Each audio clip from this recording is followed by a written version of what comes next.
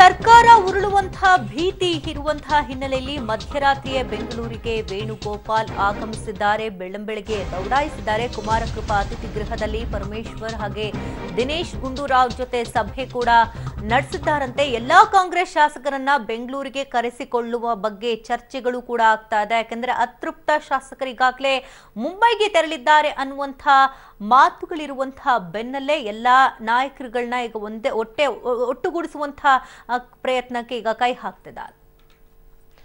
ಇನ್ನಷ್ಟು ಡೀಟೇಲ್ಸ್ ನ ಕಲೆ ಹಾಕೋಣ. ದೂರವಾಣಿ ಸಂಪರ್ಕದಲ್ಲಿ ಸುಕೇಶ್ ಇದ್ದಾರೆ. ಸುಕೇಶ್, ಒಂದು ಕಡೆ ಬಿಜೆಪಿ ಮಾಸ್ಟರ್ ಪ್ಲಾನ್ ಅನ್ನ ಮಾಡಿಸಿ ಸರ್ಕಾರವನ್ನ ಕೆಡುವುದಕ್ಕೆ ನಾನಾ ತಂತ್ರಗಳನ್ನ ಹೆಣಿತಾ ಇದೆ. ಇದಕ್ಕೆ ಪ್ರತಿಯಾಗಿ ಕಾಂಗ್ರೆಸ್ ಸೈಲೆಂಟ್ ಆಗಿ ಕೂರುವಂತಹ ಚಾನ್ಸಸ್ ಇಲ್ಲ.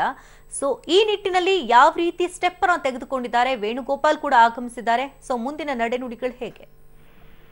ಶಕುಂತಲಾ, ಏನು ರಾಜ್ಯ ಕಾಂಗ್ರೆಸ್ ಉಸ್ತುವಾರಿ ಕೆ.ಎಸ್. ವೇಣುಗೋಪಾಲ್ ತಡರಾತ್ರಿಯಲ್ಲಿ ಬೆಂಗಳೂರಿಗೆ ಆಗಮಿಸಿರುವಂತದ್ದು ಇಲ್ಲಿನ ರಾಜ್ಯದ ನಾಯಕರುಗಳ ಜೊತೆಗೆ ಅಂದ್ರೆ ಕೆಪಿಸಿಸಿ ಅಧ್ಯಕ್ಷರು ಮತ್ತು ಉಪಮುಖ್ಯಮಂತ್ರಿಗಳ ಜೊತೆ ಚರ್ಚೆಯನ್ನು ನಡೆಸಿರುವಂತದ್ದು.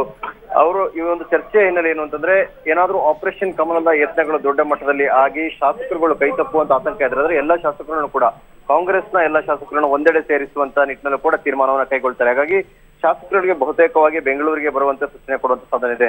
ಹಾಗಾಗಿ ಈಗ ಏನು ಕೆಲವು ಶಾಸಕರುಗಳು ಇಲ್ಲ ಅನ್ನುವಂತಿದೆ, ಆ ಅಂಕಿ ಸಂಖ್ಯೆ ಎಷ್ಟು ಅನ್ನೋದ್ರ ಬಗ್ಗೆ ಕೂಡ ಕಾಂಗ್ರೆಸ್ ನಾಯಕರಲ್ಲಿ ಇದುವರೆಗೆ ಕೂಡ ನಿಖರತೆ ಇಲ್ಲ, ಸ್ಪಷ್ಟವಾಗಿ ಅವರಿಗೆ ತಿಳಿದಿಲ್ಲ. ಹಾಗಾಗಿ ಅದನ್ನು ಕೂಡ ಕೌಂಟ್ ಮಾಡಬೇಕಾದ ದೃಷ್ಟಿಯಿಂದ ಬಹುತೇಕ ಶಾಸಕರನ್ನ ಬೆಂಗಳೂರಿಗೆ ಬರುವಂತ ಸೂಚನೆ ಕೊಡುವಂತ ಸಾಧ್ಯತೆ ಹೆಚ್ಚಿದೆ. ಶಕುಂತಲಾ, ಓಕೆ, ಇನ್ನೊಂದು ಕಡೆ ಇವತ್ತು ಡಿ.ಕೆ. ಶಿವಕುಮಾರ್ ಕೂಡ ಮುಂಬೈಗೆ ತೆರಳ್ತಾ ಇದ್ದಾರೆ ಅತೃಪ್ತ ಶಾಸಕರನ್ನ ಮನವೊಲಿಸುವುದಕ್ಕೆ. ಸೊ ಯಾವ ರೀತಿ ಪ್ಲಾನ್ ಮಾಡ್ಕೊಂಡಿದ್ದಾರೆ? ಶಕುಂತಲಾ, ಅವ್ರು ಹೋಗ್ತಾ ಇರುವಂತದ್ದು ನೀರಾವರಿ ಇಲಾಖೆಗೆ ಸಂಬಂಧಪಟ್ಟಂತ ಕಾನ್ಫರೆನ್ಸ್ ಒಂದರಲ್ಲಿ ಭಾಗವಹಿಸಕ್ಕೆ ಅವ್ರು ಮುಂಬೈಗೆ ಹೋಗ್ತಾ ಇರುವಂತದ್ದು.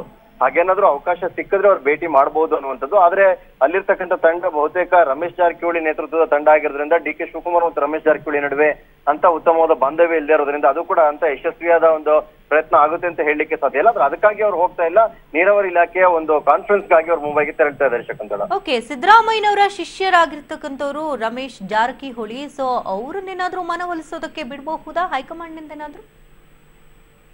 ಆ ಪ್ರಯತ್ನವನ್ನು ಸಿದ್ದರಾಮಯ್ಯ ಸಾಕಷ್ಟು ಬಾರಿ ಕೂಡ ಮಾಡಿದ್ದಾರೆ. ಶಕುಂತಲಾ, ಆದ್ರೆ ಏನು ಅಂತಂದ್ರೆ ಇದು ಕೊನೆ ಗಳಿಗೆಯಲ್ಲಿ ಅವರು ಅಂದ್ರೆ ತಮ್ಮ ಸಚಿವ ಸ್ಥಾನವನ್ನು ಕೈ ತಪ್ಪಿದ ನಂತರದಲ್ಲಿ ಅವರು ಯಾರೋ ವ್ಯಾಪ್ತಿಗೂ ಸಿಗ್ತಾ ಇಲ್ಲ ಅನ್ನುವಂಥದ್ದು.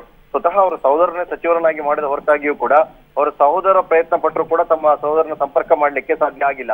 ಸತೀಶ್ ಜಾರಕಿಹೊಳಿ ಅವರಿಗೆ ಹೈಕಮಾಂಡ್ ಜವಾಬ್ದಾರಿ ನೀಡಿತ್ತು, ತಮ್ಮ ಸಹೋದರನ ಮನವೊಲಿಸುವ ಜವಾಬ್ದಾರಿಯನ್ನ. ಅವರು ಕೂಡ ಅದರಲ್ಲಿ ಯಶಸ್ವಿ ಆಗಿಲ್ಲ, ಅವರೊಂದಿಗೆ ಮಾತುಕತೆಗೆ ಅವರು ಲಭ್ಯ ಆಗಿಲ್ಲ ಅನ್ನುವಂಥದ್ದು ಕೂಡ ಸಾಕಷ್ಟು ಬಾರಿ ಸತೀಶ್ ಜಾರಕಿಹೊಳಿ ಹೇಳ್ಕೊಂಡಿದ್ದಾರೆ. ಶಕುಂತಲಾ, ಕಾದ್ ನೋಡೋಣ ಕೆ.ಸಿ. ವೇಣುಗೋಪಾಲ್ ಏನ್ ಚಮತ್ಕಾರ ಮಾಡ್ತಾರಂತ. ಥ್ಯಾಂಕ್ ಯು ಸುಕೇಶ್, ತಮ್ಮ ಲೈವ್ ಅಪ್ಡೇಟ್ಸ್ಗಾಗಿ.